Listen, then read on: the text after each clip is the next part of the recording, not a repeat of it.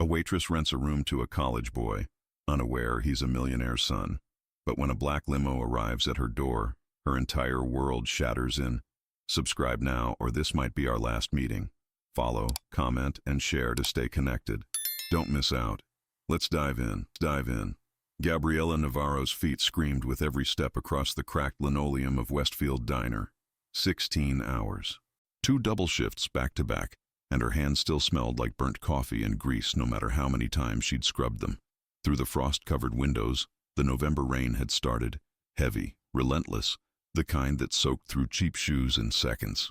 "Table 9 needs their check," Sarah called from behind the counter, not bothering to look up. Gabriela nodded, forcing her face into something resembling a smile as she approached the elderly couple who'd been nursing the same pot of tea for 3 hours. She couldn't blame them. When it was this cold, and you were this broke, a warm seat was worth more than pride. Her phone buzzed in her apron pocket. Her sister's name flashed across the cracked screen. "He's here. Early." Her stomach dropped. The room. She'd meant to clean it after her morning shift, but they'd called her back in when Marcus didn't show. Now some stranger was standing at her door, and she was still 20 minutes away, smelling like a deep fryer. Gabriela practically threw the check at table 9 and grabbed her threadbare jacket. The November wind hit her face like a slap as she stepped outside, rain immediately soaking through her canvas sneakers.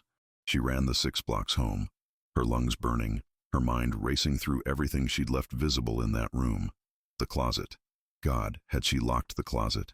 The apartment building looked worse in the rain, peeling paint, rusted fire escape, windows covered with cardboard in units where people couldn't afford to fix broken glass.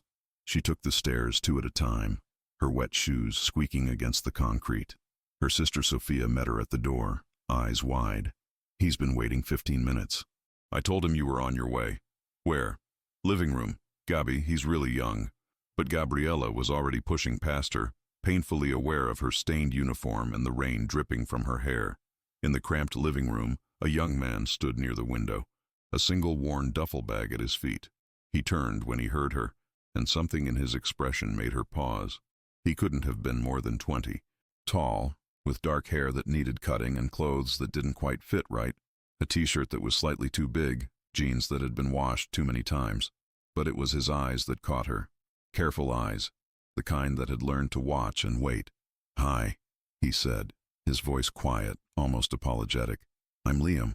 I called about the room." Gabriela. She tried not to sound as exhausted as she felt. "Sorry, I was working. Let me show you." The room was barely bigger than a closet, just enough space for a twin bed, a small desk, and a narrow dresser. The window overlooked the alley, where the rain was turning garbage into small rivers. Not exactly luxury living. She watched his face, waiting for the inevitable disappointment. But Liam just nodded, setting his bag down carefully. "It's perfect. I just need somewhere quiet to study. I'm at the university computer science program." $300 a month, Gabriela said, the words coming out more defensive than she'd intended. Utilities included. Bathrooms shared. No overnight guests. "That's fine." He pulled out a worn wallet, counted out bills that looked like they'd been folded and refolded 100 times. "I can pay first and last month now, if that works." Gabriela stared at the money in his hand. $600. Enough to cover the electricity bill that was 2 weeks overdue. Enough for Thomas's school supplies. Enough to breathe for just a moment. Deal. As Liam moved his bag into the room, she caught sight of her nephew peeking around the doorframe, 11 years old and far too serious for his age. Thomas had been watching everything with those quiet, observant eyes he'd inherited from their mother. "That's Tomas," Gabriela said, her voice softening. "He's shy." "Hi, Tomas." Liam offered a small wave. The boy didn't respond, just disappeared back down the hallway. Thunder rolled overhead, and the lights flickered. Through the thin walls, they could hear Mrs. Chen's television, someone's crying baby. The bass thump from the apartment above. This was her life now, cramped rooms, thin walls, rain that leaked through the ceiling in the bathroom. So far from where she'd once imagined she'd be at 26. "You mentioned studying," Liam said, glancing at the desk. "What field?" The question caught her off guard. "Oh, I took some technical courses. Nothing important. Community college stuff." The lie tasted familiar on her tongue. She'd been telling it for 3 years now, ever since Rodrigo had stolen everything. Her designs, her future, her name. That's cool, Liam said, but something in his expression suggested he didn't quite believe her. Well, I promise I'll be quiet. No parties, no drama. Just need a place to disappear for a while. Disappear. The word hung between them, heavy with unspoken meaning. Outside, the rain intensified, drumming against the windows like it was trying to get in. Gabriella watched this college boy, this stranger with careful eyes and worn-out clothes, settle into the room she'd once planned as a home office. Back when she'd had plans. Back when she'd had dreams. She had no idea she'd just let the son of Alexander Hartman walk through her door. Liam moved through the apartment like he was trying not to take up space. Quiet footsteps, careful movements, always cleaning up after himself. Within 2 days, Gabriella could barely tell he was there at all. Almost. She noticed things. The way he avoided phone calls, letting them ring and ring before finally silencing his cell. The way he never mentioned family, deflecting questions with practiced ease. The way his vocabulary didn't quite match his thrift store wardrobe. On Thursday evening, she found him at the kitchen table, hunched over a laptop that looked expensive, too expensive for someone living in a $300 room. The screen displayed lines of code she couldn't begin to understand. "Working late?" she asked, setting down the grocery bags. Liam looked up, startled, then offered a tired smile. "Lab assignment. I work part-time at the university lab. Helps with tuition. Computer science, right? Yeah, it's..." He hesitated, choosing his words carefully. "It's interesting work. Pays better than most student jobs." Gabriella started unpacking groceries, discount pasta, dented cans from the dollar store, the cheap coffee that tasted like cardboard. She was painfully aware of the contrast between her purchases and the quality of his laptop, but he never commented, never even seemed to notice. Thomas appeared in the doorway, math homework clutched in his hands. Over the past few days, he'd grown braver around their new tenant, drawn by something Gabriella couldn't quite name. "Hey, buddy," Liam said, closing his laptop. "Stuck on something?" Thomas nodded, sliding into the chair beside him. "Fractions. My favorite. Let's take a look." Gabriella watched them from the kitchen, her hands moving automatically as she prepared dinner.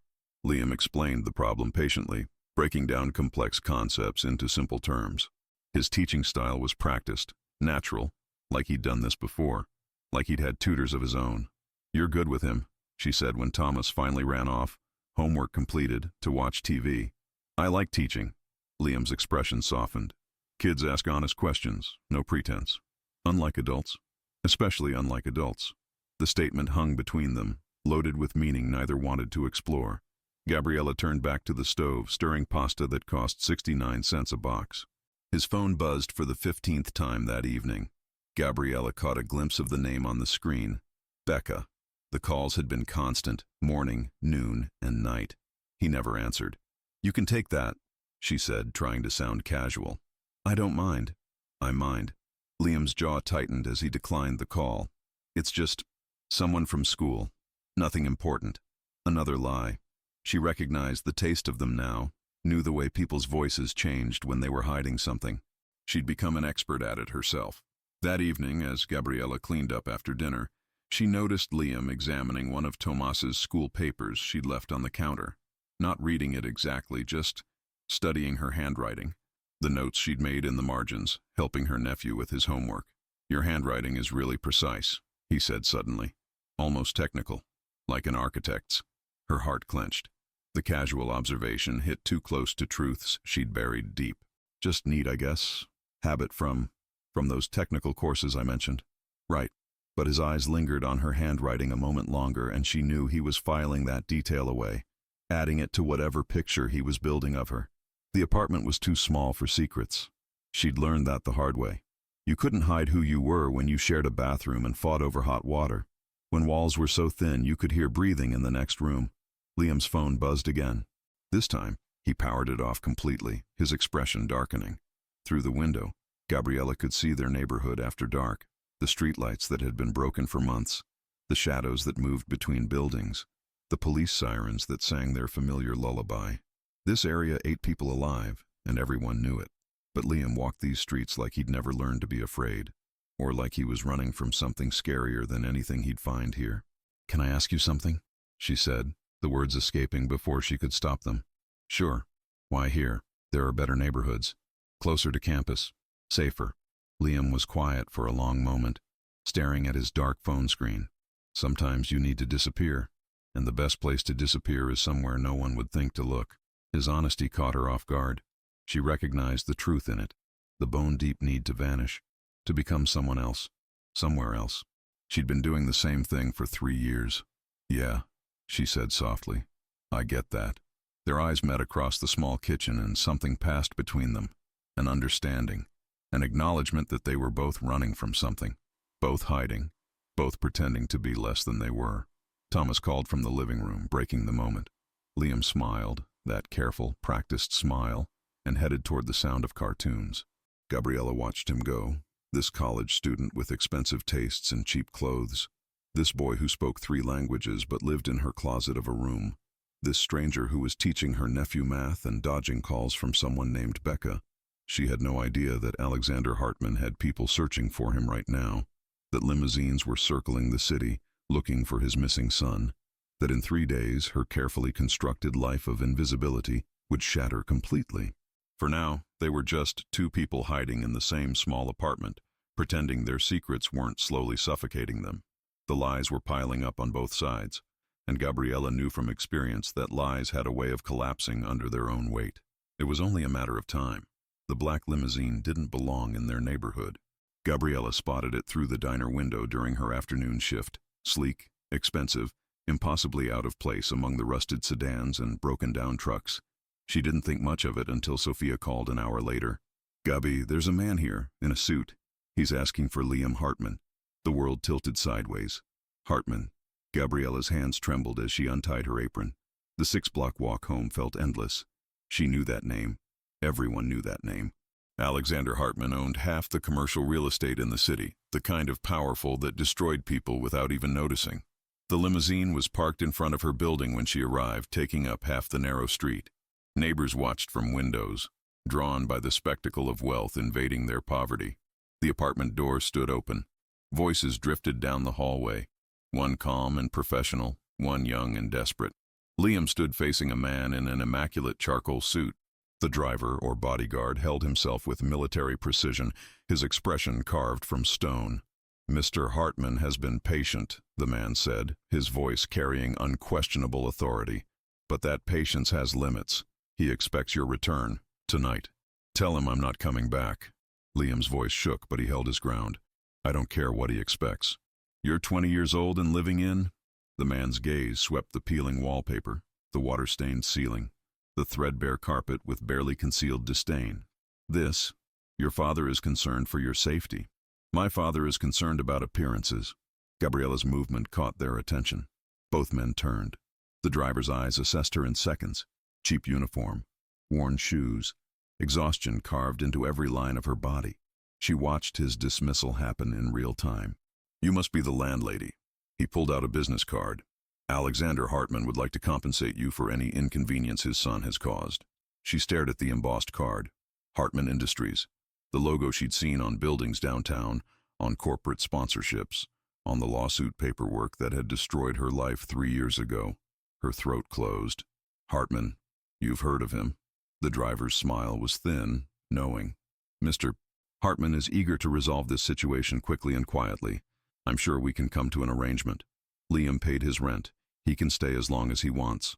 Liam's eyes snapped to her face, gratitude flickering across his features. Miss. The driver waited. Navarro, Gabriella Navarro. She watched him file it away, the same way lawyers and investigators had filed away her name 3 years ago, the same way powerful people collected information about obstacles they might need to remove. Miss Navarro, Liam Hartman is the sole heir to a considerable fortune. His father has concerns about his current living arrangements. His gaze swept their surroundings again. For everyone's safety, it would be best if he returned home. I'm fine here, Liam said, stronger now. Tell my father I'm not in danger. The driver's jaw tightened. Mr. Hartman doesn't make requests. He gives orders. Then he's going to be disappointed. From the doorway, Gabriella caught sight of Thomas peeking out, his young face pale with fear. She'd seen that look before, the night police had come with false charges, the night her world had ended the first time. The driver straightened. I'll return tomorrow, with more direct instructions. He turned to Gabriella, voice dropping lower. You seem like a smart woman, Miss Navarro. I hope you'll encourage your tenant to make the right choice. Mr. Hartman can be very generous to those who help him, and he paused, thorough with those who don't. The threat hung in the air long after he left. Through the window, they watched the limousine pull away. Gabriella's hands were shaking. You're Alexander Hartman's son. Liam flinched. Yes, the Alexander Hartman, the one who owns half the city. I didn't lie about my name. I just left out some details. Some details. A bitter laugh escaped her throat. You're hiding from one of the most powerful men in the state, and you thought my apartment was a good place to do it. I needed somewhere no one would look. His voice cracked. Somewhere I could just be normal. Sophia appeared with Thomas clinging to her side. Gabi, what's going on? Gabriella looked at Liam, this boy who'd seemed so lost, so ordinary, so safe. This boy whose father had the kind of power that destroyed people like her, without a second thought. We need to talk. Now. But Liam was backing toward his room, his mask cracking. I promise you're not in danger. My father won't come after you. He just wants me back. You brought Alexander Hartman to my door. Do you have any idea what men like him are capable of? I'm sorry. I never meant for anyone to find me. I thought I'd have more time. He disappeared into his room. Gabriella stood frozen, her mind spinning with implications she didn't want to consider. Alexander Hartman. 3 years ago, when Rodrigo had stolen everything, Hartman Industries had been one of the firms considering her designs, before they'd been attributed to someone else, before her reputation had been destroyed. She didn't believe in coincidences anymore. After Sophia took Thomas to bed, Gabriella pulled the shoebox from the back of her closet. Her hands trembled as she lifted the lid, and the familiar smell of old paper and regret washed over her. Inside, the evidence of her destroyed life. The Columbia University diploma, Gabriella Marie Navarro, Master of Architecture, summa cum laude, folded into quarters. She'd been 23, filled with dreams and the naive belief that talent mattered more than connections. Beneath it, the contracts. Her designs for the Riverside complex, her signature on every page, dated 2 months before Rodrigo Vance had submitted identical plans under his own name. The emails where she'd questioned discrepancies in project funding, where she'd noticed money disappearing. The threatening messages had started soon after. Professional at first, warnings about damaging the firm's reputation, concerns about her stability, then they'd gotten uglier, more personal. Gabriella spread the papers across her bed with shaking hands. Here was the email from the University Review Board, investigating plagiarism accusations Rodrigo had manufactured with forged documents. Here was the article in Architecture Digest praising Rodrigo's innovative design, her vision, her 3 years of research. Here was the lawsuit she'd filed, and the counter-lawsuit that had bankrupted her. Here were the professional contacts who'd stopped returning calls, the job offers that had evaporated, the whispers that followed her everywhere. Unstable, vindictive, jealous ex-girlfriend. Rodrigo Vance had been methodical in his destruction. Every avenue closed, every bridge burned, and behind him stood a network of powerful men who protected their own, men who valued profits over principles, men like Alexander Hartman. She'd spent 3 years rebuilding herself from nothing, waiting tables, hiding her education, pretending to be someone less threatening, someone forgettable, someone who couldn't be hurt again. And now Alexander Hartman's son was sleeping in her spare room. A soft knock interrupted her spiral. Gabriella, can we talk? Not now. Please, I need to explain. I said not now. Her voice cracked and she hated herself for it. She heard him retreat. Through the thin walls, Sophia was reading Tomas a bedtime story. Normal sounds. Safe sounds. The life she'd built from ashes. Rain started again, drumming against the windows. Gabriella gathered the papers carefully, returning them to their box. Every instinct screamed at her to make Liam leave, to cut ties before Alexander Hartman could look too closely at the woman housing his son. Before someone connected the dots between Gabriella Navarro, failed waitress, and Gabriella Navarro, the architect whose career had been destroyed. Before Rodrigo found out where she was. Sophia appeared in the doorway. Thomas asked if Liam is dangerous. I didn't know what to tell him. He's not dangerous. It's just complicated family stuff. Rich people problems have a way of becoming everyone's problems. Sophia crossed her arms. That man today was threatening you. I heard it. I can handle it. Like you handled things with Rodrigo? Sophia's voice softened. This is exactly how it started before. You thought you could trust him. Liam isn't Rodrigo. No, but his father might be just as dangerous. After Sophia left, Gabriella sat in the darkness, listening to the rain. She thought about Liam's face when the driver had appeared, the fear in his eyes, the way he'd stood his ground despite being terrified. She recognized that fear. She'd lived with it for 3 years. But Sophia was right. Powerful men protected their own. If Alexander Hartman decided she was a threat, or worse, if he discovered who she really was, her carefully constructed invisibility would shatter. She needed to know if Hartman Industries had any connection to Rodrigo Vance. She needed to understand what she was dealing with. Through the wall, she heard Liam moving restlessly, another lost soul trying to disappear, another person running from a past that refused to stay buried. The rain intensified, and somewhere in the night, she heard the distant sound of an expensive engine. Watching, waiting. She'd rebuilt her life once from nothing. She didn't know if she had the strength to do it again.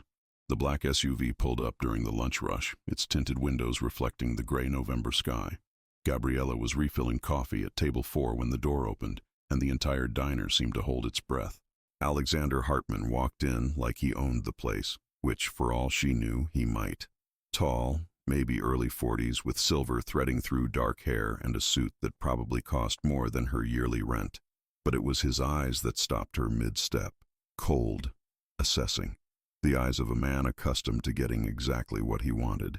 He scanned the room with the efficiency of someone trained to catalog weaknesses, and when his gaze landed on Gabriella, something flickered across his face. Recognition, maybe, or calculation. Gabriella Navarro. His voice carried across the diner, cultured, controlled, with an edge sharp enough to cut. Every head turned. Sarah froze behind the counter, coffee pot suspended in midair. The regulars at the bar stopped chewing, sensing drama. Gabriella set down the coffee pot carefully, buying herself a moment to steady her hands. That's me. We need to talk. About my son. She'd known this was coming, had spent 2 sleepless nights preparing for it. But standing here, facing Alexander Hartman in her stained uniform while he radiated wealth and power, all her rehearsed words evaporated. I'm working. This won't take long. He gestured toward an empty booth in the corner, not quite a request, not quite a command. The tone of a man who expected compliance as naturally as breathing. Gabriella glanced at Sarah, who nodded nervously. No choice then. She grabbed a clean mug and the coffee pot, using them like armor as she approached the booth. If she was going to be interrogated, at least she'd look busy. Alexander waited until she'd poured coffee. He clearly had no intention of drinking before speaking. You're housing my son. I'm renting a room to a college student. Don't play games with me, Miss Navarro. His jaw tightened, the only crack in his polished facade.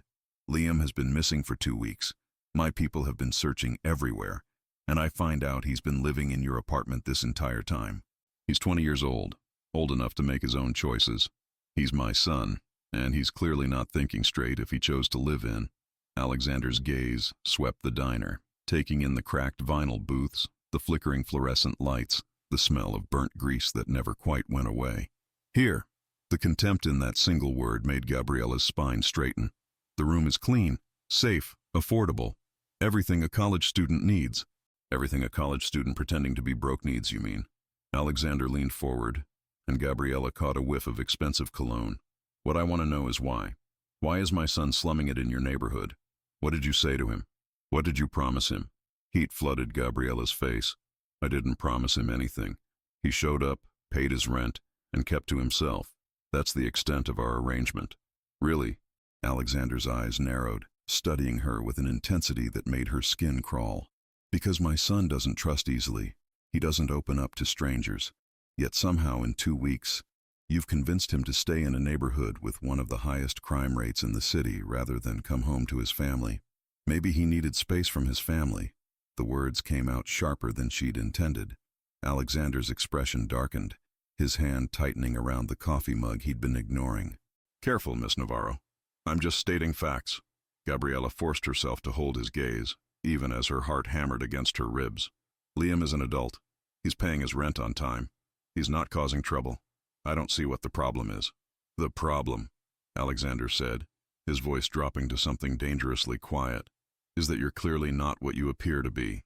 Gabriella's stomach dropped. A waitress doesn't speak like you do, doesn't carry herself like you do. He tilted his head, studying her like a puzzle he intended to solve. Your vocabulary, your posture, even the way you deflect questions, you've had education, training. So why are you here serving coffee in a place like this? Maybe that's none of your business. It became my business when you started housing my son. Alexander pulled out his phone, typed something quickly, then showed her the screen. A background check, surface level, but thorough enough. Her current address, her employment history at the diner, a few speeding tickets from years ago. Clean, unremarkable. Exactly what she'd worked 3 years to create, but she could see him looking deeper, wondering what he'd missed. I'll be direct, Miss Navarro. I want my son back, and I'm prepared to make it worth your while to encourage him to return home. He named a figure that made her head spin. 6 months' rent, a year's rent, enough to breathe, to save, to maybe even get out of this neighborhood. No. Alexander's eyebrows rose, probably the first time someone had refused him in years. Excuse me? I said no. Liam can make his own decisions. I'm not going to manipulate him just because you're offering me money. Everyone has a price, Miss Navarro. Maybe, but yours isn't high enough. For a long moment they stared at each other across the scarred table. Around them, the diner had gone silent, everyone pretending not to listen while hanging on every word. Finally, Alexander stood, straightening his already perfect tie. I'll be back, and next time I expect better cooperation. For your sake.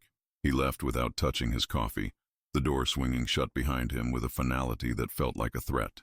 The SUV pulled away, and slowly, the diner returned to life. Conversations resuming, silverware clinking, Sarah letting out a breath she'd been holding.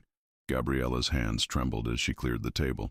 She'd just made an enemy of one of the most powerful men in the city, a man who had the resources to dig into her past, to uncover everything she'd spent 3 years hiding. Through the window, she watched the SUV disappear into traffic, and something cold settled in her chest. She'd seen the way Alexander Hartman looked at her, like she was a problem that needed solving, and men like him didn't leave problems unsolved. Rodrigo Vance walked into the diner 3 days later like he'd never destroyed her life. Tailored suit, perfect smile, that familiar cologne that used to make her heart skip and now made her stomach turn. Gabriella saw him through the service window and froze, the plate in her hands suddenly weighing 1,000 pounds. No, not here, not now. But he was already sliding into a booth, already catching her eye with that practiced charm that had fooled her once upon a time. Gabriella. It's been a while. Her feet moved automatically, carrying her toward him even though every instinct screamed to run. Sarah was watching. The customers were watching. She couldn't make a scene, couldn't show weakness. Rodrigo. Her voice came out flat, dead. You're not welcome here. That's no way to greet an old friend. He gestured to the seat across from him like they were about to have a pleasant catch-up over coffee. Sit, we should talk. I'm working. Then I'll order. His smile widened, showing too many teeth. Coffee, black, and maybe some of that apple pie I've heard so much about. Gabriella's hands trembled as she pulled out her order pad. 3 years. 3 years of hiding, of rebuilding, of praying she'd never see his face again. And here he was, sitting in her diner like nothing had happened. You look different, Rodrigo said conversationally as she poured his coffee. Tired. Older. This life must be hard on you. What do you want? Can't I just stop by to see how you're doing? We had something once, remember? Before you tried to ruin my career with those ridiculous accusations. The gaslighting was immediate, automatic. She'd forgotten how good he was at it, rewriting history until up became down, and victim became villain. Get out. Now, now. Rodrigo's smile never wavered, but his eyes went cold. I wouldn't be so hasty if I were you. I have information you might be interested in, about a mutual acquaintance. Gabriella's heart stuttered. I don't know what you're talking about. Alexander Hartman. He watched her face, clearly pleased with whatever he saw there. Interesting man. Very powerful. Very connected. We're about to close a rather significant business deal, actually. His company is investing in my new development project, the Riverside expansion. The world tilted sideways. Riverside. Her project. Her designs that Rodrigo had stolen. And now Alexander Hartman was investing in it. You look pale, Gabby. Rodrigo's voice dripped false concern. Should I get you some water? You need to leave. Now. I'll leave when I'm ready. He leaned back, completely at ease. But first, a word of advice. Alexander Hartman is a good friend of mine now, a very influential friend. So whatever little game you're playing, housing his runaway son, trying to get your hooks into that family, you should stop before you get hurt. Ice flooded Gabriella's veins. He knew. Somehow, Rodrigo knew about Liam. I don't know what you're talking about. Please. Rodrigo's laugh was sharp, cruel. You think I don't keep tabs on you? You think I don't know exactly where you've been, what you've been doing, who you've been letting into that pathetic little apartment? He leaned forward, voice dropping. I know everything, Gabby. And if you try to interfere with my business relationship with Hartman, if you try to poison him against me the way you tried before, I'll make sure everyone knows the truth about you. The truth? Bitterness flooded her mouth. You mean your lies? My version is the one that matters, the one everyone believes. He stood, dropping a crisp bill on the table. I'll be in touch. With documents, evidence, everything needed to refresh people's memories about what really happened 3 years ago. Unless, of course, you decide to be smart about this. He was at the door when he turned back, his expression almost sympathetic. Oh, and Gabriella? That boy you're housing? Alexander Hartman loves his son more than anything in this world.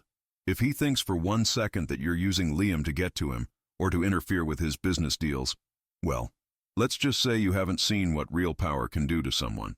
Not yet. The door swung shut behind him. Gabriella stood frozen in the middle of the diner, the coffee pot still in her hand, her entire body shaking.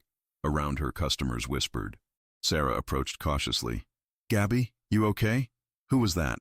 But Gabriella couldn't answer, because across the street, half hidden behind a parked car, she'd just spotted Liam, watching, his face pale, his expression stricken.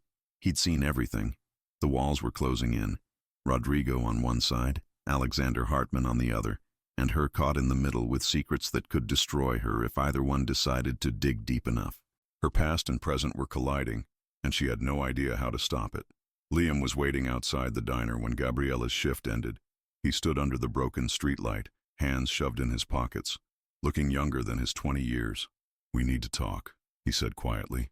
Gabriella pulled her jacket tighter against the November wind. If this is about your father, it's about everything. His voice cracked slightly. Please, just let me explain. They walked in silence through the neighborhood, past boarded-up storefronts and groups of men smoking on corners. Finally, Liam spoke. I left because I couldn't breathe there anymore. The words tumbled out like he'd been holding them in too long. Everything was planned. Every class, every friend, every minute of my day scheduled by someone else. My father meant well, but he was suffocating me. I needed to prove I could survive on my own, that I was more than just Alexander Hartman's son. Gabriella understood that feeling more than he knew. So you came here. I wanted to be treated like a normal person, not a bank account, not a networking opportunity. He glanced at her. I should have told you the truth. I'm sorry. I like that you saw me as Liam. Just Liam. They'd reached her building. Gabriella paused at the entrance, key in hand. I understand wanting to escape your past. What are you running from? The question was gentle, but it hit like a punch. Gabriella stared at the chipped paint on the door, weighing how much truth she could afford to share. I had a career once, a real one. Someone I trusted destroyed it. Her voice was flat, carefully controlled. Stole my work, ruined my reputation, made sure no one would ever hire me again. So I came here, started over, became someone forgettable. You're not forgettable. Something in his tone made her look up.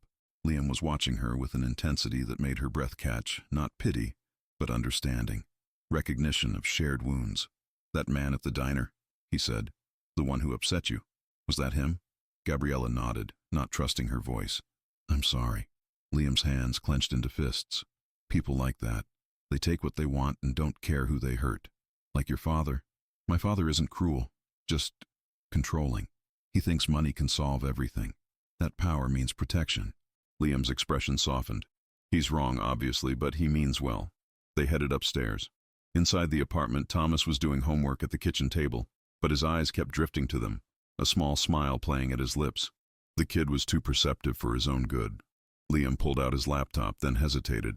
Gabriella, I saw some bills on the counter. The electricity notice. I could help. No. The word came out sharper than intended. I appreciate it, but no. I take care of my own problems. It wouldn't be charity. You're giving me a place to stay. At market rate. This is business, Liam. Let's keep it that way. He looked like he wanted to argue, but Sophia's key turned in the lock before he could respond. Gabriella's sister walked in, took one look at the tension in the room, and raised an eyebrow. Everything okay? Fine, Gabriella said quickly. Just discussing house rules. But before Sophia could respond, someone pounded on the door. Hard. Insistent. Angry. Liam's face went white. No, she wouldn't. The pounding intensified. Liam, I know you're in there. Open this door, right now. A woman's voice, young, furious, used to getting her way. Liam moved to the door, but Gabriella was faster. She opened it to find a blonde girl in designer clothes, her face flushed with rage and expensive makeup running slightly from tears or rain, hard to tell which. Who the hell are you? The girl demanded. I live here. Who are you? Becca Rowan. Liam's girlfriend. She pushed past Gabriella like she owned the place, her heels clicking on the worn linoleum. Where is he? Liam. Ex-girlfriend. Liam corrected, appearing in the doorway. His expression was stone. What are you doing here, Becca? What am I? Are you serious? Becca's voice rose to a near shriek. You disappear for 2 weeks, ignore all my calls, and you're hiding out in this dump with her? She turned to Gabriella, her lip curling. Let me guess. Playing house with the help? Is that your new hobby? Leave, Liam said quietly. Now. I will not leave. Your father has been worried sick. Your mother is crying every day. And you're here playing poor college student with this opportunistic little waitress who's clearly trying to... Stop! Liam's voice cut like a blade. You don't get to talk about her like that. You don't get to talk about any of this. She's using you. Can't you see that? Becca gestured wildly at the cramped apartment. She probably saw your last name and decided to trap you. It's so obvious. Get out. Liam, baby, please. I said get out. The explosion shocked everyone, including Liam himself. His hands were shaking, his face flushed. We're done, Becca. We've been done for months. You just refused to accept it. Gabriella caught sight of Tomas peeking around the corner, his eyes wide with fear. Sophia had positioned herself protectively in front of him. This needed to end. You need to leave, Gabriella said firmly, moving toward the door. Now, before I call building security. Becca's laugh was sharp and cruel. Security? In this dump? Please. But she was moving toward the door, her designer bag clutched to her chest like armor. This isn't over, Liam. Your father will hear about this, about her, about all of it. Tell him whatever you want. I'm not coming back. The door slammed behind her, and the apartment fell into shocked silence. Liam stood frozen, his chest heaving, looking like he might shatter at any moment. Then Thomas stepped forward and hugged him. It was awkward. The kid barely reached Liam's chest, and Liam clearly hadn't been expecting it. But after a moment, his arms came up, returning the embrace with surprising gentleness. Thank you, Thomas whispered, for defending Aunt Gabi. Over the boy's head, Liam's eyes met Gabriella's. Something passed between them, understanding, solidarity, the beginning of trust that went deeper than landlord and tenant. Sophia cleared her throat. I'm making tea. Everyone sit down before someone has a heart attack. As they settled around the kitchen table, this strange makeshift family, Gabriella felt something shift in her chest. For 3 years, she'd kept everyone at arm's length, protected herself by staying invisible, isolated, safe. But safety was lonely. And maybe, just maybe, Liam understood that better than anyone. The envelope appeared 3 days later, slipped under the door sometime during the night. Sophia found it while getting ready for work, her face going pale as she read the return address label. Columbia University Office of Academic Integrity. Gabi. Her sister's voice was barely a whisper. What is this? Gabriella's stomach dropped before she even touched the envelope. She knew. God, she knew exactly what this was. Inside were documents, official-looking, complete with forged signatures and fabricated dates. A formal complaint filed against Gabriella Navarro for academic fraud and plagiarism, dated from her time at Columbia. Attached were contracts she'd never seen, showing her as a paid assistant on Rodrigo's projects, rather than the lead architect. Email printouts with her signature, altered, obviously, but convincing enough to fool anyone who didn't look too closely. This isn't real, Sophia said, but doubt crept into her voice. Right? Gabi, tell me this isn't real. Gabriella's hands trembled as she flipped through page after page of carefully constructed lies. Rodrigo's masterpiece. 3 years ago, he'd destroyed her reputation verbally, professionally. Now he was creating a paper trail to back up his version of history. It's fake. Her voice sounded hollow, even to her own ears. All of it. But that doesn't matter. If these get filed officially, if they go public, she didn't need to finish. Sophia understood. The whispers would start again. The accusations. The looks from neighbors who already struggled to trust her. And this time, she had Tomas and Sophia to worry about too. Who sent this? But Sophia's eyes already held the answer. She'd heard Rodrigo's name enough times over the years to recognize his handiwork. From the hallway, Tomas appeared, rubbing sleep from his eyes. "Aunt Gabby, are you okay?" Gabriella forced her face into something resembling calm, but her nephew knew her too well. He crossed the room and wrapped his arms around her waist, saying nothing, just holding on. The embrace nearly broke her. Liam emerged from his room, laptop under his arm, but stopped when he saw them. "What happened?" "Nothing." Gabriella gently extricated herself from Thomas's grip. "Just some mail. Nothing important." "Gabriella." Liam's voice was gentle but insistent. "You're shaking. That's not nothing." Her phone buzzed. Unknown number. She let it go to voicemail, but seconds later it buzzed again and again. Finally she answered. "Gabriella." Rodrigo's voice was smooth, satisfied. "Did you receive my package? What do you want?" "Just a conversation, face to face. Let's be civilized about this." She could hear the smile in his voice. "Meet me at Riverside campus. The architecture building, I think you remember where that is. Tomorrow at noon. Come alone, or those documents get filed with the university board." "You can't." "Can I?" "I have friends at Columbia, Gabby. People who remember the scandal. People who'd be very interested to learn you've been living under the radar, hiding your past, maybe even using a false identity on job applications." He paused, letting the threat sink in. "One conversation. That's all I'm asking. We can resolve this without any unnecessary drama." The line went dead. Gabriella stood frozen, the phone still pressed to her ear. Sophia was watching her with growing horror. Liam had moved closer, his expression concerned. "Who was that?" he asked quietly. "No one. I have to go out tomorrow. Run some errands." "Gabriella, please." She couldn't look at him. Couldn't bear to see pity or suspicion or whatever expression he was wearing. "Just leave it alone." But Liam didn't leave it alone. That evening, after Tomas had gone to bed and Sophia had retreated to her room, he appeared in the kitchen where Gabriella was mechanically washing dishes. "I know something's wrong," he said, "and I know you don't want to talk about it. But I'm not an idiot, and I'm not blind." He moved beside her, picking up a dish towel. "That man at the diner. These documents today, the phone call. It's all connected, isn't it? Liam, this isn't your problem. You made my problems yours when you stood up to my father, when you refused his money and let me stay." His voice was steady, determined. "Let me help. You can't help with this. Try me." Gabriella's hands stilled in the soapy water. She was so tired. Tired of carrying this alone. Tired of running.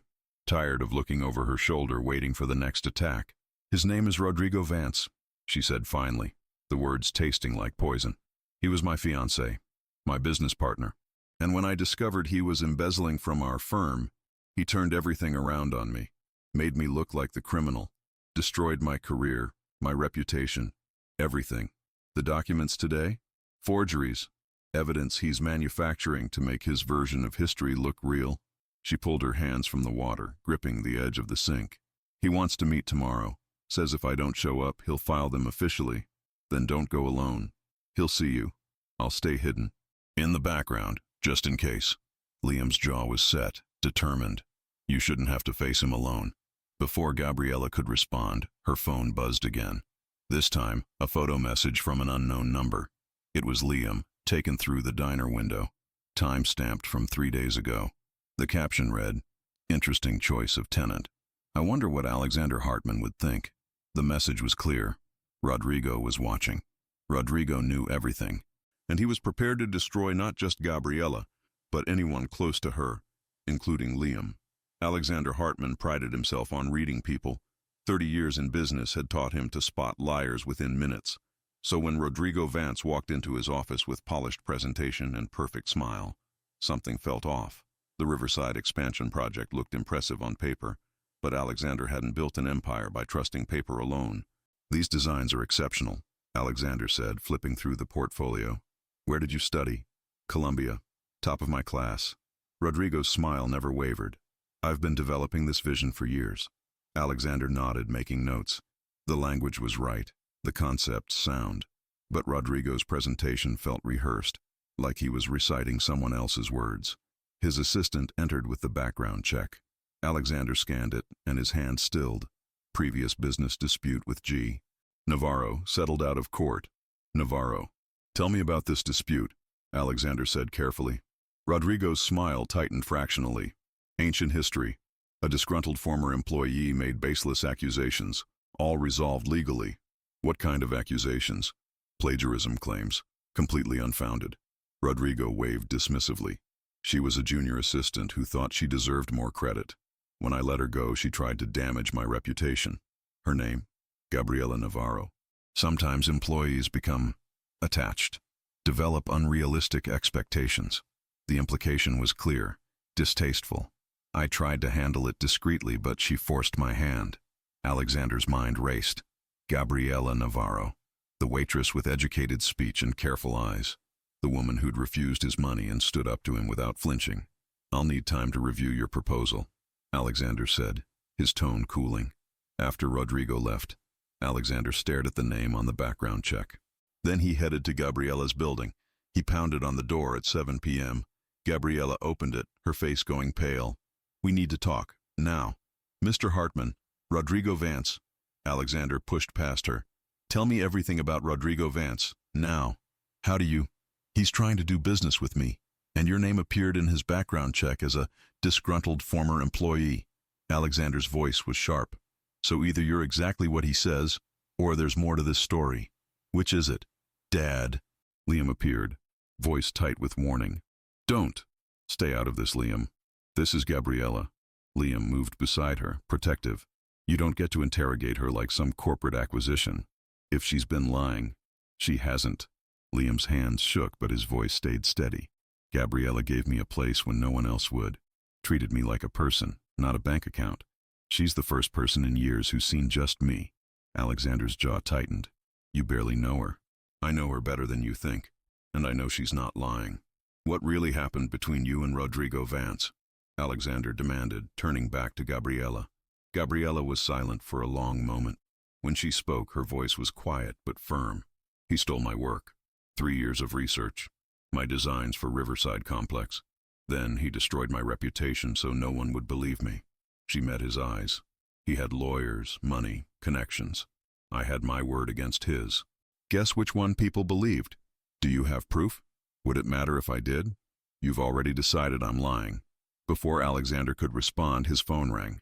Rodrigo's name flashed. He answered on speaker. Alexander, I'm in your lobby. I have information you'll want to see about a certain mutual acquaintance causing trouble. Rodrigo's voice was smooth, confident. I can prove Miss Navarro has been less than honest. Criminal activity, fraud, falsified credentials, all documented. Since she's housing your son, I thought you should know. Gabriela's face drained of color. Liam moved closer, expression murderous. I'll be right there, Alexander said, ending the call. Don't. Gabriela's voice was barely a whisper. Whatever he's going to show you, it's fake. Then you have nothing to worry about. You don't understand.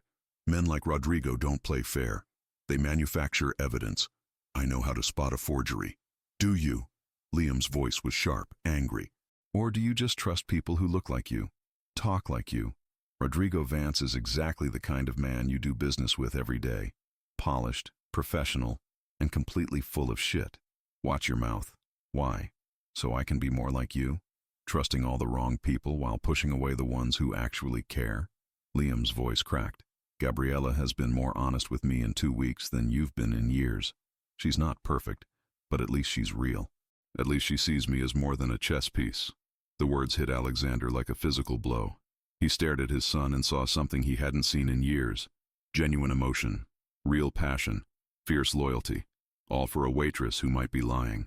I have to go, Alexander said finally. But this isn't over. He left them standing there, but his mind was racing. Something about Rodrigo's story didn't add up. The timing. The convenience of having documentation ready the same day Alexander had asked questions. Either Gabriella was the most calculating con artist he'd ever met, or Rodrigo Vance was playing them all. And Alexander Hartman didn't like being played. The manila envelope arrived at Alexander's office at midnight, delivered by courier with no return address. Inside were documents that made his blood run cold, email chains original with full metadata. Contracts with Gabriella's signature proving she'd created the Riverside designs months before Rodrigo claimed credit. Financial records showing systematic embezzlement. Audio recordings, Rodrigo's voice discussing how to handle the Navarro problem, with what sounded like a lawyer coaching him on legal intimidation. Alexander went through each page methodically. The signature on the financial documents was familiar. He'd seen it dozens of times. Rodrigo's signature on documents proving everything Gabriella had said was true. His phone rang. Unknown number. You received the package. A male voice. Young, nervous. Don't try to trace this. Just know everything in there is real. Authenticated. I'm a journalist. Been sitting on this story for 2 years waiting for someone with enough power to do something. Who are you? Someone who watched Rodrigo Vance destroy a brilliant architect's career because she threatened his ego and profit margins. The voice hardened. Gabriella Navarro is telling the truth. Every word. And if you partner with Vance, you're supporting fraud. The line went dead. Alexander stared at the documents. Then he made a call. I need everything on Rodrigo Vance. Everything. Financial records, phone logs, every project he's claimed credit for. By morning. 2 days later, Isadora Hartman walked into Westfield Diner unannounced. She took a seat at the counter, her elegant coat drawing every eye. Gabriella approached cautiously. Can I get you something? Coffee, black, and a conversation. Isadora studied her with sharp eyes. I'm Alexander's mother, Liam's grandmother. I understand you've been housing my grandson. He's a good tenant. I'm sure he is. Isadora took a sip. I also understand my son has been difficult. That's one word for it. A ghost of a smile crossed Isadora's face. Alexander inherited his father's suspicious nature. Serves him well in business, poorly in personal matters. She set down her cup. I've known Rodrigo Vance for years. Never trusted him. Not once. Gabriella's breath caught. Why not? Because men with that much charm usually have something to hide. Men who smile while destroying others are the most dangerous. Isadora leaned forward. My son is reviewing evidence as we speak. Evidence suggesting you've been telling the truth all along. After Isadora left, Gabriella's phone buzzed. Text from unknown number. Safe deposit box copy secured. Digital archives complete. Journalist standing by. When you're ready, we move. J. James. The journalist who'd believed her 3 years ago when no one else would. That evening, Gabriella pulled out the shoebox one last time. Every document, every email, every piece of evidence she'd been too scared to use. She photographed each page with shaking hands, uploading them to a secure cloud drive James had set up. The files uploaded slowly. Contracts, financial records, plagiarism evidence, threatening emails, recorded calls where Rodrigo admitted his schemes, testimony from witnesses he'd paid off or intimidated. 3 years of truth, finally digitized, finally ready. Liam found her on the floor, surrounded by papers, tears streaming down her face.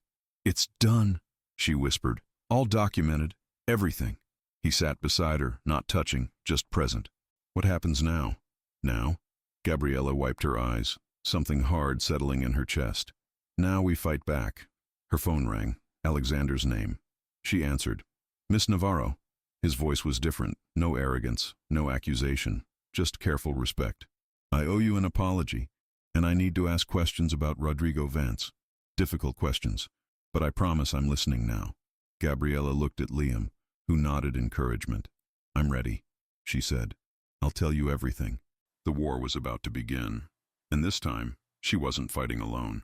The Columbia University Architecture Gala was exactly the kind of event Gabriella had once dreamed of attending as an honored guest, not a ghost haunting the edges.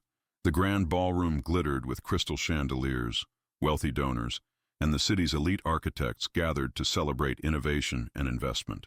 Rodrigo Vance stood at the podium, impeccable in his tailored tuxedo, presenting his visionary Riverside expansion to a room full of potential investors. Alexander Hartman sat in the front row, his expression unreadable. Gabriella stood near the back entrance, her heart hammering. Liam squeezed her hand once, then melted into the shadows as planned. James, the journalist, sat 3 rows back with a laptop and cables, waiting for his cue.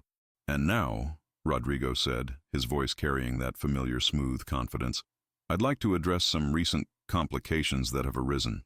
He clicked his remote, and a photo of Gabriela appeared on the massive screen behind him, her Columbia ID photo from 6 years ago, young and hopeful. The room murmured with curiosity. "This woman has been spreading malicious lies about my work, my integrity, my career." Rodrigo's voice took on a tone of wounded dignity. "Tonight, I want to set the record straight." He clicked again. Documents filled the screen, the forgeries he'd created, showing Gabriela as his assistant. Contracts with altered dates, fabricated emails suggesting theft and plagiarism on her part. "Gabriela Navarro worked for me briefly as a junior draftsperson. When she was terminated for poor performance, she began a campaign to—" "That's enough." Alexander's voice cut through the ballroom like a blade. He stood, turning to face the audience. "Ladies and gentlemen, if you'll indulge me for a moment, Mr. Vance's presentation contains several inaccuracies." Rodrigo's face paled. "Alexander, this isn't the time. Actually, it's exactly the time." Alexander gestured to James, who was already moving toward the AV booth. "Because I've recently come into possession of some very interesting documentation. Real documentation. And I think everyone here deserves to see the truth." James connected his laptop to the system. The screen flickered, and suddenly new documents appeared. The originals. Gabriela's contracts with her signature and timestamps proving she'd created the Riverside designs months before Rodrigo claimed them. Her Columbia thesis work, clearly showing the conceptual foundation for the entire project. Then came the emails. Rodrigo's voice filled the ballroom through the speakers, recorded calls where he discussed eliminating the Navarro problem, bribing officials to overlook irregularities, systematically destroying her professional relationships. "These are fabrications," Rodrigo shouted, but his voice cracked. "Manipulated files, with full metadata authentication," James called out, standing now. "Every document has been verified by independent forensic analysts. Timestamps, IP addresses, original file creation dates. All authentic." The screen continued its damning display. Patent filings showing Gabriela's name, then amended versions weeks later with only Rodrigo's name. Financial records proving embezzlement. Testimony from former employees who'd been paid to stay silent. The ballroom had gone deathly quiet. Gabriela forced herself to walk forward, each step feeling like miles. Her legs trembled, but she kept her head high. Years of hiding, of shame, of carrying the weight of lies. It was all ending here, in front of everyone who mattered in her field. "It's all true," she said, her voice steady despite her shaking hands. "Every word. Rodrigo Vance stole 3 years of my work, destroyed my career, and built his reputation on my designs. You conniving little." Rodrigo lunged toward her, but security guards appeared instantly, restraining him. The room erupted. Investors stood, some shouting questions, others already on their phones. Camera flashes went off. In the back, Gabriela spotted Becca Rowan filming everything on her phone, her expression gleeful as she live-streamed the chaos. "Get your hands off me!" Rodrigo struggled against the guards. "Do you know who I am? Do you know how many lawyers I have? We know exactly who you are now," Alexander said coldly. "And your lawyers are going to be very busy." Police entered through the main doors. Alexander had made sure they'd be standing by. Officers moved through the crowd with practiced efficiency. "Rodrigo Vance, you're under arrest for fraud, embezzlement, and theft of intellectual property." The lead detective's voice carried across the ballroom as he cuffed Rodrigo's hands behind his back. "You have the right to remain silent." Rodrigo's face twisted with rage and desperation as they led him away, his protests fading as the ballroom doors closed behind him. The crowd remained in shocked silence for a moment before erupting into conversation. Alexander crossed to Gabriela, and to her surprise, his eyes were bright with something that looked almost like regret. "Miss Navarro," his voice was quiet, meant only for her, "I owe you an apology, a profound one. I judged you based on circumstances rather than character. I doubted you when I should have listened. I'm deeply sorry." The apology, public and genuine, made something crack inside Gabriela's chest. Tears she'd been holding back for 3 years threatened to spill. Liam appeared at her side, taking her hand in his. The gesture was simple but spoke volumes: solidarity, support, absolute faith. Around them, architects and investors who'd once known her name were beginning to remember, beginning to realize what had been stolen and who the real genius behind Riverside had been. The shadows were finally lifting. The truth was finally free, and Gabriela Navarro could finally breathe. The headlines appeared within hours, spreading across news sites and social media like wildfire. Fraud exposed. Architect Gabriela Navarro vindicated after 3-year battle. Rodrigo Vance arrested. Stolen designs, embezzlement, career destroyed. Hartman Industries severs all ties with disgraced developer. Gabriela sat in her tiny apartment, staring at her phone as notification after notification rolled in. Apologies from former colleagues, job offers, interview requests, messages from people who'd believed Rodrigo's lies, now begging forgiveness. It was overwhelming, validating, terrifying. A knock at the door pulled her from the screen. Alexander Hartman stood in her hallway, looking uncomfortable in jeans and a simple sweater, the most casual she'd ever seen him. "May I come in?" She nodded, stepping aside. He sat at her kitchen table, the same table where Liam did homework, where Thomas ate breakfast, where she'd rebuilt her life one small piece at a time. "I came to apologize properly," Alexander said, away from cameras and crowds. "What I did, doubting you, investigating you, treating you like a threat, was inexcusable. You gave my son sanctuary when he needed it most. You treated him with dignity and kindness, and I repaid that by assuming the worst about you. You were protecting him," Gabriela said quietly. "I understand that instinct. Understanding doesn't make it right." Alexander's hands clasped on the table. "I let my prejudices blind me. I saw a waitress in a poor neighborhood and assumed incompetence. I saw Rodrigo's polished presentation and assumed integrity. I was wrong on both counts." "Yes, you were." The blunt honesty made him smile slightly. "Liam told me you don't accept empty gestures, so I'm here to offer something concrete. Hartman Industries would like to fund your return to architecture. Full scholarship to complete any additional certifications you need. Letters of recommendation to every firm in the city, and a formal public acknowledgement of your work on the Riverside project." Gabriela's breath caught. "Why?" "Because it's the right thing to do. And because," Alexander's voice softened, "because my son cares about you. Deeply. And I've learned that Liam's instincts about people are far better than mine." After he left, Gabriela sat in the quiet apartment, processing everything. 3 years of hiding, of shame, of believing she'd never practice architecture again, all of it crumbling away. Liam came home from campus to find her crying at the kitchen table. "Hey!" He dropped his backpack, moving to her side. "What's wrong?" "Nothing's wrong." She laughed through tears. "Everything's right, it's just overwhelming." He pulled her into a hug, and she let herself lean into it. Over the past weeks, Liam had become more than a tenant, more than a friend. Something she wasn't quite ready to name, but felt in every shared meal, every late-night conversation, every moment of mutual understanding. "I'm staying," he said suddenly, "through the semester, maybe longer, if that's okay. Your father understands." We talked, really talked, for the first time in years. Liam pulled back slightly, his expression serious. "Gabriela, I know the timing is complicated. I know you're rebuilding your life, but I need you to know what I feel for you isn't gratitude or circumstance. It's real." Her heart hammered. "Liam, you don't have to say anything. I just wanted you to know." Before she could respond, the door burst open. Thomas ran in, waving a newspaper. "Aunt Gabby, you're on the front page. You're famous. You're the best architect in the whole world." Sophia followed, her face glowing with pride. "The diner's been calling. Everyone wants to interview you. This is incredible, Gabby." That evening, Isadora Hartman called personally to offer mentorship and connections in the architecture community. Job offers rolled in. Columbia reached out about restoring her academic record. The dean himself apologized for not investigating more thoroughly 3 years ago. 2 weeks later, Gabriela walked into her first architecture class in 3 years, a graduate seminar on sustainable design, fully funded by the Hartman Scholarship. Her hands trembled as she opened her new laptop, pulled out fresh notebooks, and allowed herself to remember what it felt like to dream. Liam picked her up after class, his smile bright. "How was it?" "Terrifying. Wonderful. Right." They walked through campus together, and Gabriela realized something profound. She wasn't afraid anymore. Not of Rodrigo, not of her past, not of powerful men who might judge her.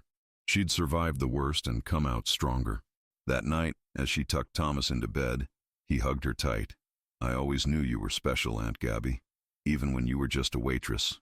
"I was always special," she corrected gently. "The job doesn't define the person." He nodded seriously. "I know. That's what Liam says too." After he fell asleep, Gabriella stood at her window, looking out at the neighborhood that had hidden her for 3 years. It wasn't perfect. It wasn't safe. But it had given her space to heal, to rebuild, to remember who she was beneath the trauma. Liam appeared beside her, 2 mugs of tea in his hands. "Penny, for your thoughts?" "I'm thinking about futures," she said softly. "About possibilities. About what comes next." And she turned to face him, this boy who'd become a man in her eyes, who'd stood by her when powerful people wanted her silenced. "And I think maybe I'm ready to stop running, to start building instead." His smile was radiant. "Good, because I'm not going anywhere." Outside, the city lights twinkled like stars. Inside, surrounded by her makeshift family, Sophia, Tomas, and now Liam, Gabriella felt something she hadn't felt in 3 years. Hope. The past had tried to destroy her, but she'd survived. She'd fought back. And now, finally, she was free to become who she was always meant to be. The future was uncertain, complicated, full of challenges. But for the first time in years, it was also full of possibility. And that was enough. Thanks for hearing. Subscribe and share to support more stories like this. Your engagement keeps these stories